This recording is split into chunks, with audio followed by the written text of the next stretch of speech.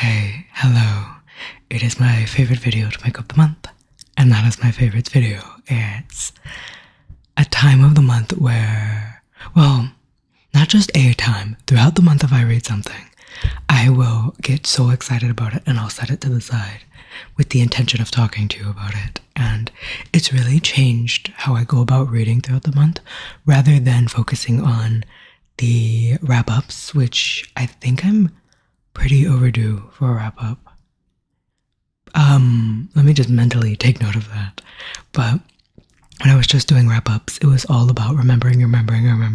With the favorites, when I hit something and I'm excited, it's quite literally, I can't wait to tell you guys about it. This month, I have read 14 books, and I have 6 favorites. So out of 14 books, 6 of them I would like to recommend to you, I was excited about. Now, just because it is a favorite doesn't mean this is a 5-star read.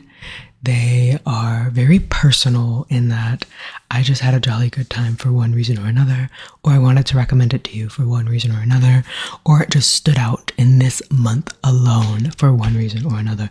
This does not mean that it has stood out for the entire year, or it is an entire year favorite. It just means that of the books that I hadn't taken, this one was something that I really saw as a spotlight in what of the other things that I've read. Disclaimer, this is all just opinions. I am just a silly little human being on the internet. I quite honestly don't know any more than the next guy. I just genuinely had a lot of fun with this. Now, the first favorite is one that we all knew was coming.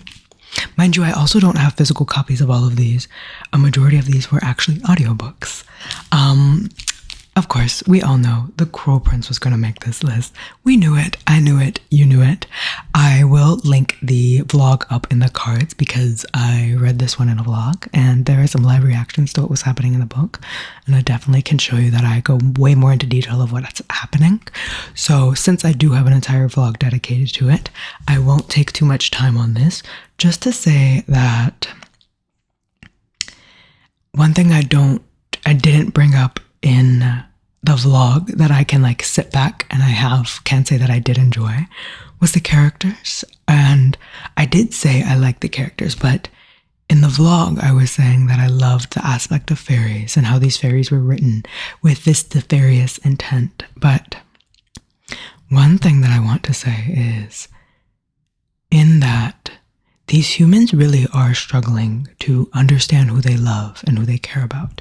They have a half-sister who is a fae, and our main character, Jude, regularly says that she doesn't know how she feels about this love, or sometimes her sister can be selfish, but she knows that she loves her.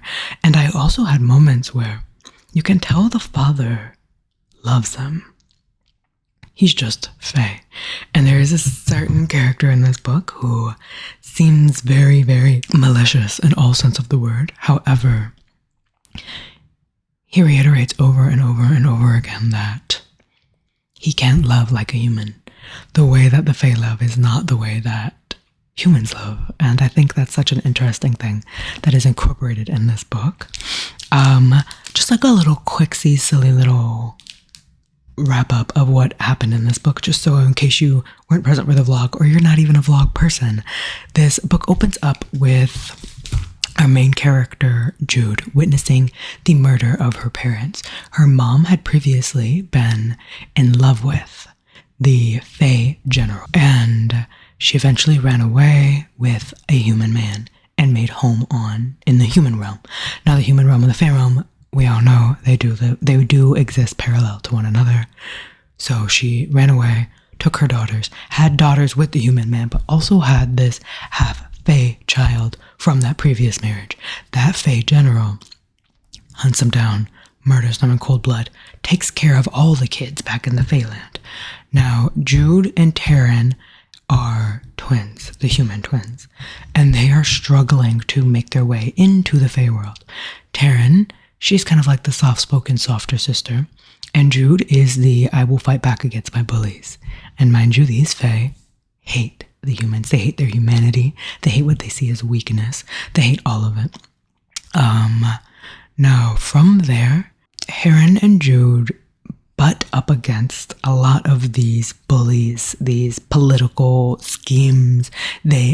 Jude herself actually gets very interwoven into the world of politics because due to the fact that humans can lie, she comes across a little bit of a job as a spy. And Fae, they can't lie. They will try to twist the words. They will hold out little facts. But humans can bold-face lie, which is very helpful, very useful in the world of spies. I enjoyed it. I enjoyed this book and I've said it, the 2000s YA feel is so good. I don't know if you guys are feeling what I'm feeling, but the more recent YA feels very adult. They're very adult books. And I'm not saying that I specifically look for something childish. It's more so that I always recommend YA books to people because I feel like I'm walking into something that I feel like I can get a censored story.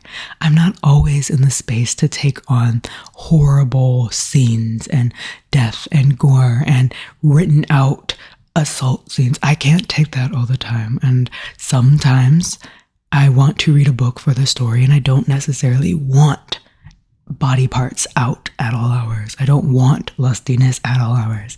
And YA gives me that. It gives me that breadth. While it may not be as detailed, I've read some YA books that give way more detail than the adult books because they don't have the nakedness taking over so much of the plot. I do feel like in adult books, sometimes that nakedness becomes such a focus that I don't just get to enjoy a story.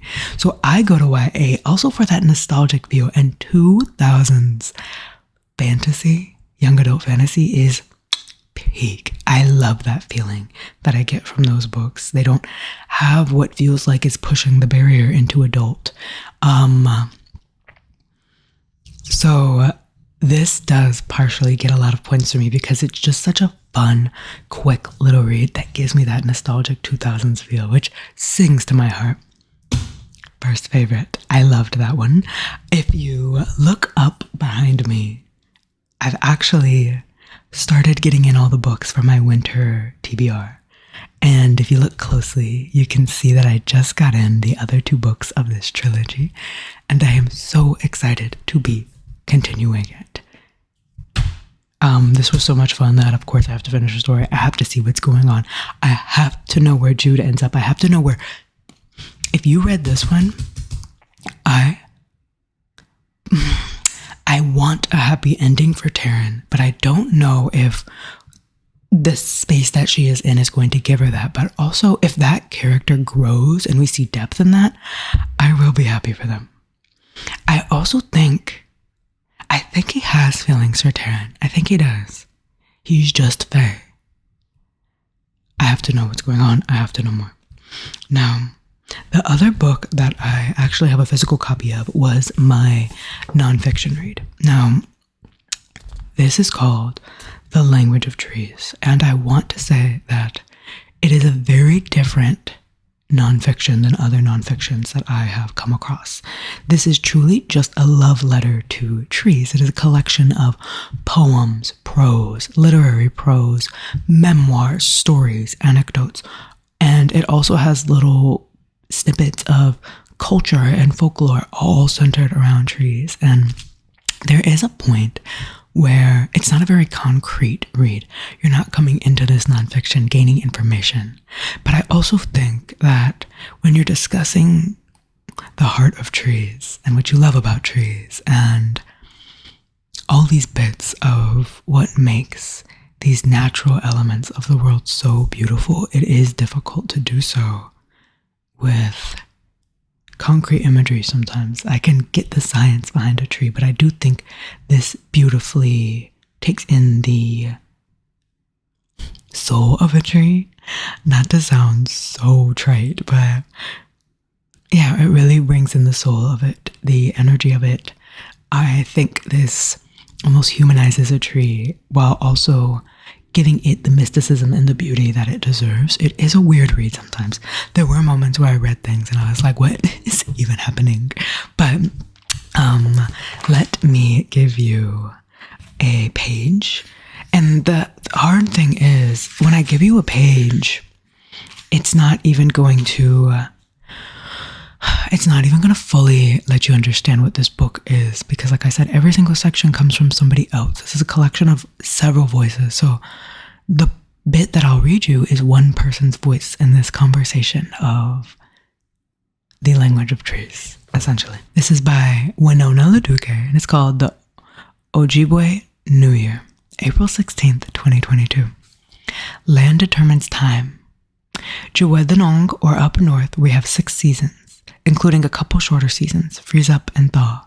The Cree and Ojibwe people are the northern people here. To the west of the Dean, Gwich'in, and Inuit have different descriptions of the seasons.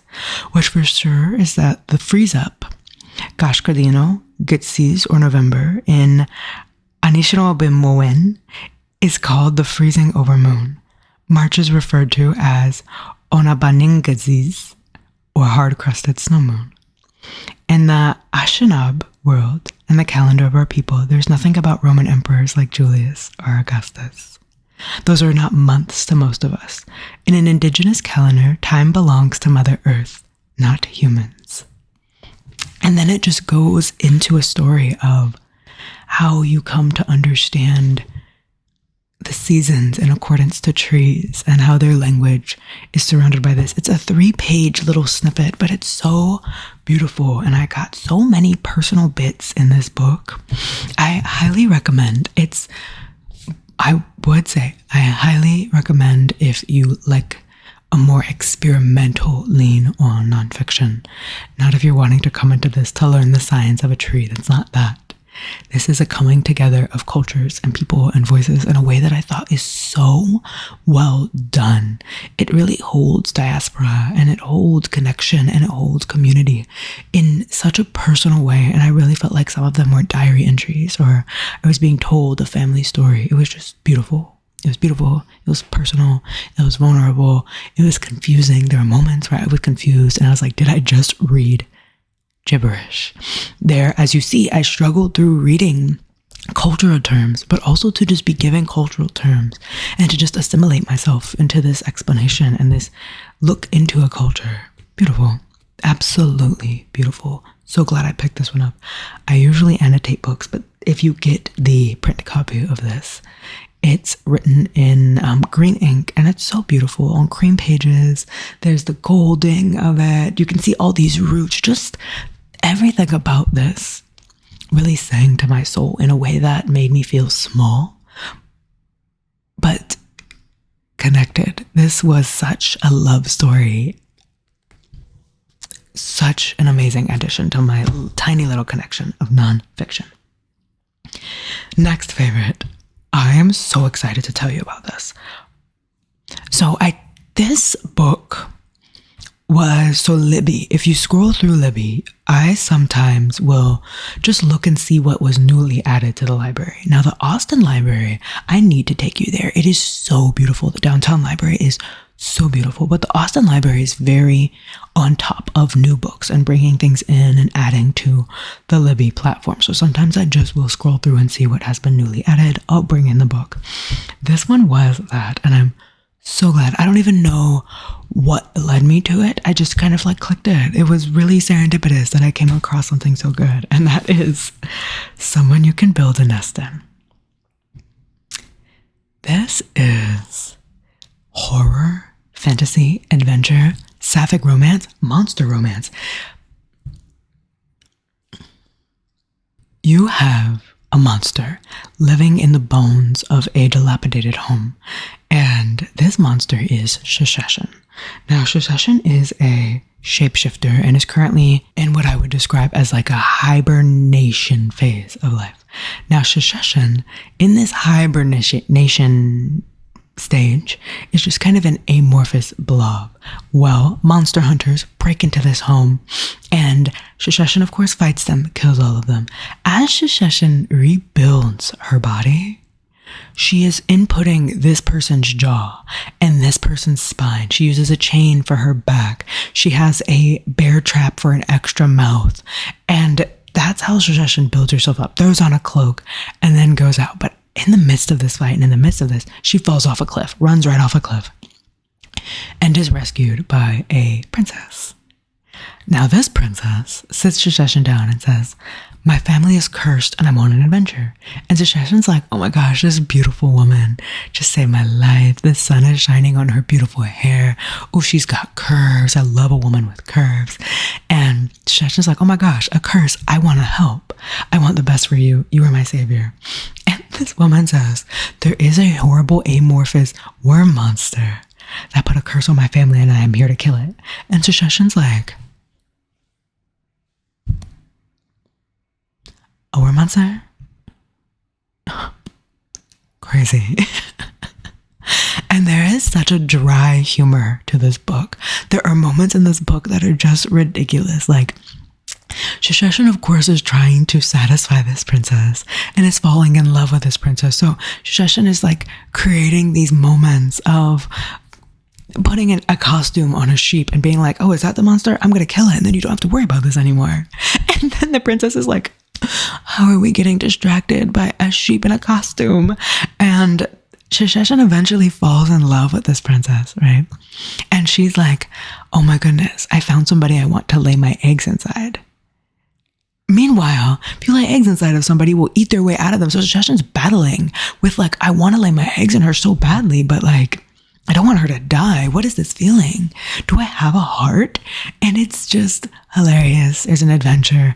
There's a period after the main big fight, the big climactic issues occur. And then you just have some like, I want to say slice of life afterwards, that kind of, you get to exist with the characters after they get through this big battle. And it is slow at the end, but I don't care. I don't care. It was cute. It's sapphic. There's funniness. But there is a degree of imagination that this author put in here that was confusing at first. And I was confused with moments where it was being described that she was a blob living in this home and then suddenly had a bear trap in her chest and a chain in her back and then was like throwing a jaw over here. It was so confusing for a moment there. I had to re-listen because I listened to this one on audiobook. Well done, audiobook. I had to listen to this one on audiobook and I just could not get a hold of what was happening in the beginning scenes. So just kind of ride with it. You'll get into it. But the beginning scenes, I was thrown into a character that is so imaginative that I couldn't figure it out. The tone of the character, the big moments in the beginning, I struggled with.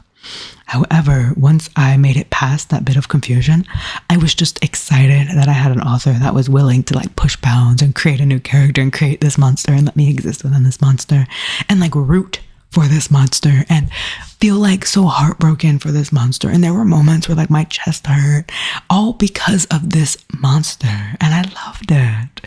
So much fun. That was the next. Oh my goodness. Now, the next book on my favorites falls into a young adult that did feel really young, but I think it felt really young because there was a lot of learning myself, growing into myself, feeling uncomfortable, and the friendships were so wholesome. This was, I would say, young adult. It was a true young adult. There wasn't any spice. There was a little bit of like flirtation and yearning and like, oh my gosh, their chest. But there was no petting. There was no kissing. I just got to enjoy these characters. And that was the Sunbearer Trials by Aiden Thomas.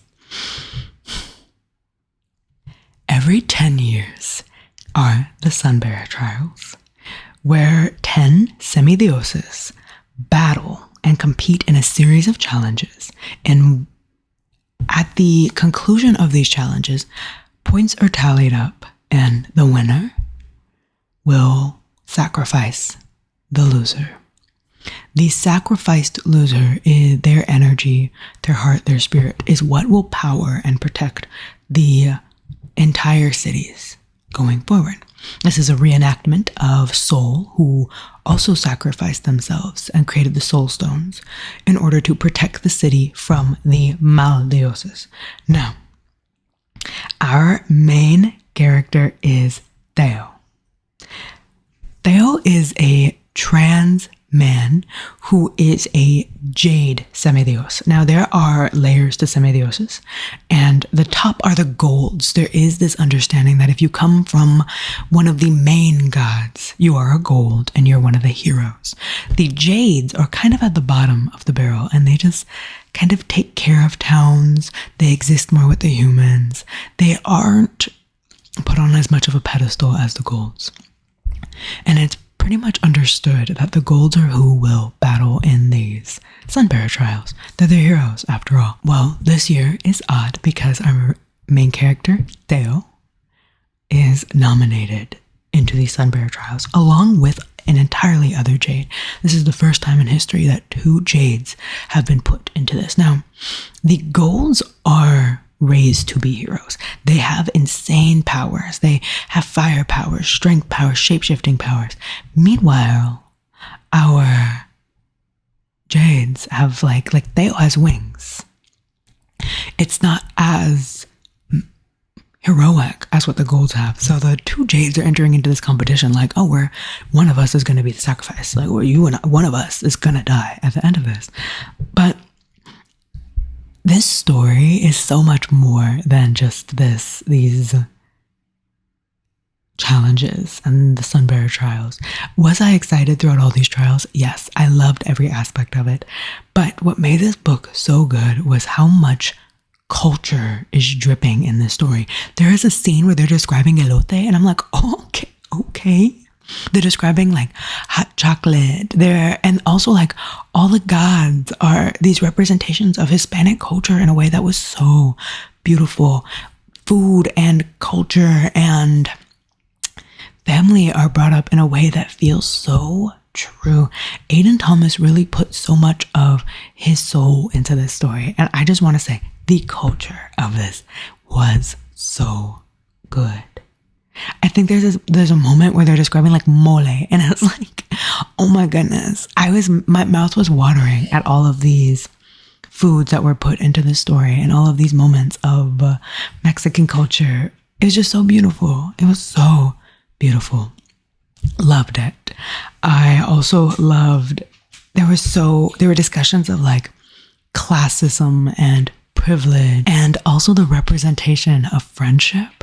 The representation of friendships in this book was so heartwarming. Seeing Theo come into himself and seeing Theo battle with dysphoria, euphoria, feeling comfortable in his body, all while fighting these Sunbearer trials. There was one moment where I got a little like misty-eyed at how much I was rooting for Theo and how happy I was for Theo.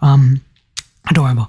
Again, it does feel young adult. It really does.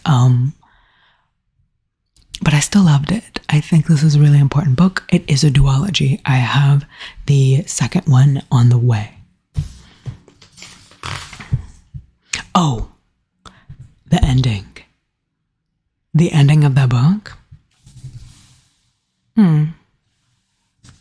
On a completely different end of things, my last 2 books are kind of dark. I'm not gonna lie. I'm excited though. First, I want to talk about The Dead Take the A Train by Cassandra Khaw and Richard Kadrey. This book was so satisfying in a way that like a late night Taco Bell craving is satisfying. It is a story of a coked out, burnt out 30-something-year-old woman who is kind of at the bottom of the food chain in the magic world, who just really wants to she just needs a break. She desperately wants to just get a little bit more respect, get pushed up a little bit more, get better jobs. That's all she wants. So she summons an angel. Hey.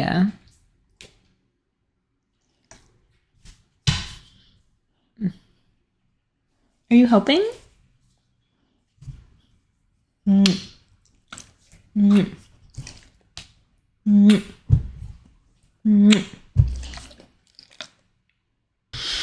Okay, where was I? Okay, so she summons an angel, right? And this is the Kickstarter to an absolute decimation of everything going on in this world. Now, things that I love. Well, before I get into things that I love, let me warn you, this is gory. This is gory. This is cosmic horror as well, which is a genre that I don't think I've read before. Cosmic horror. There's a lot of drinking, drugs, chaos. It's chaotic.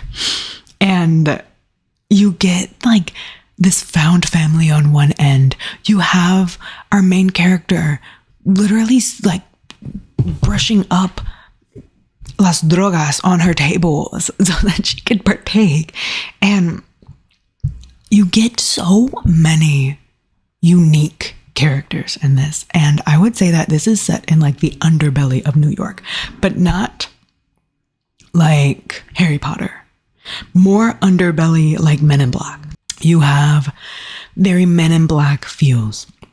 And at the end of the day, it's so hilarious because the ultimate bad guy is like corporate America. It was such a fun, ridiculous ride.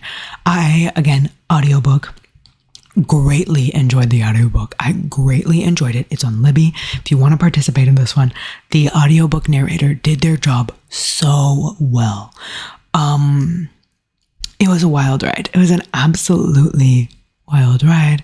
I don't see many ratings on Goodreads for it, so I don't know if it's like not hyped up. It came out last year and I haven't heard anybody talk about it. So much fun. So much fun.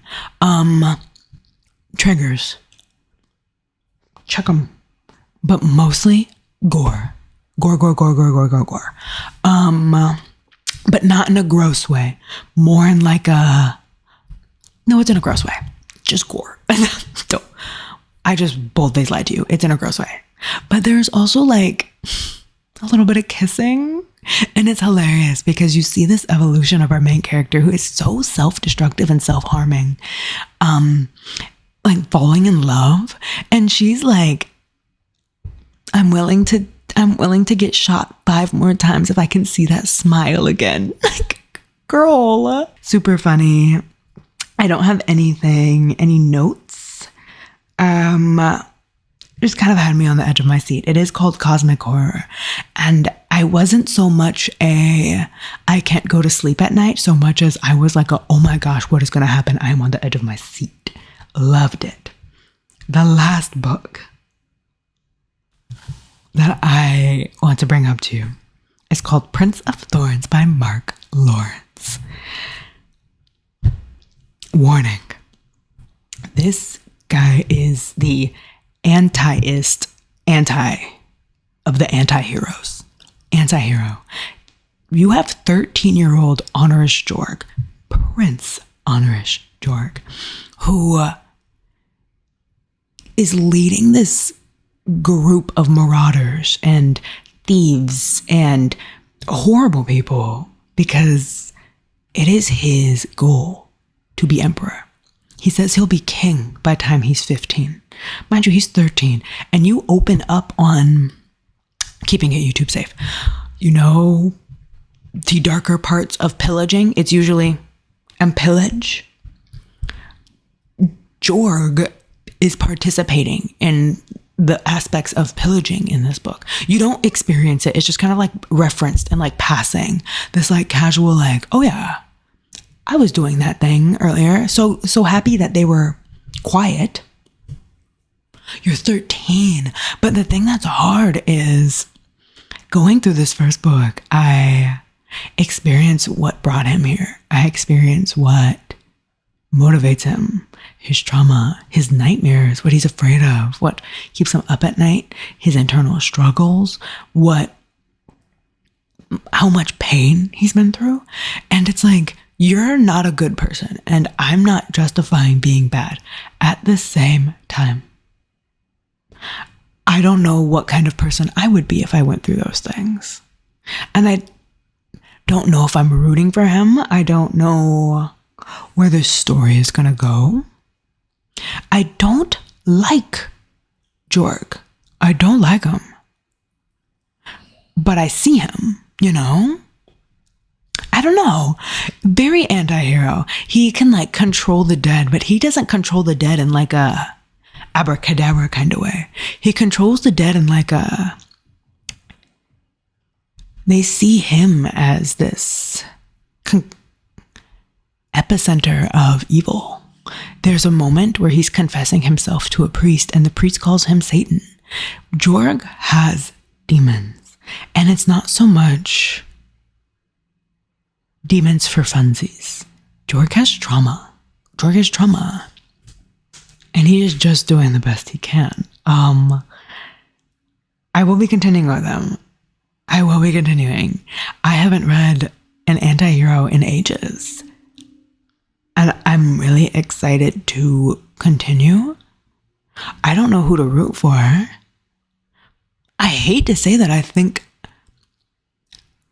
I want to see Jorg achieve his... I don't know. He has a little bit of like Casbrecker in him because he's a little bit of a mastermind. He has that type of like swagger about him, I would say. But no, I'm definitely loving everything to do with that one. But at the same time, I'm not, because like, what is going on? Who are these people? Why am I hanging out with like a band of outlaws? One of the outlaws is like mad that during all of their pillaging, they're getting a whole bunch of farm girls, but not enough gold. And it's like,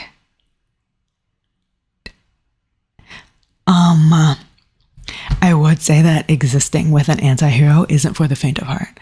Getting into a mind and hanging out in the brain of an anti-hero is a feat to take on. It was different in a way that I really enjoyed, though. I don't think I've read many fantasy recently where I get that, if that makes any sense. Those are my favorites for the month. It was a good reading month. I'm very excited about all the ones that I have read. Please tell me if you have any favorite books of the month. Please like and subscribe. I thank you also. I was informed that my Storygraph link, I always link my Goodreads and my Storygraph in my description box. I also have a Tumblr. My Tumblr is journal focused. It is just journaling in there. Those are always linked, but I just found out that my Storygraph link wasn't working. And I played around with the settings, figured out what was going on, and I just got it back up and going. It was just one of those like permissions things, and I just had to toggle something on. So my Storygraph now works. My Goodread link works as well. I double checked all of those links for you. Thank you for letting me know, because I don't know what I'm doing. I genuinely don't know what's going on. Yeah. Please let me know what you've been reading. Please let me know all your favorites. Please let me know what's going on. Please let me know how good your reading month was. Happy holidays. I hope that you had a good week. I hope that you got to slow down. I hope that you don't think that I am saying happy holidays only to those who were amongst family. If you spent the holidays alone, I am saying it more to you because same. Me and Tchai literally had like a taco day today, and we went on a hike, spent some time on our own. I wish you the best, and I will talk to you next time.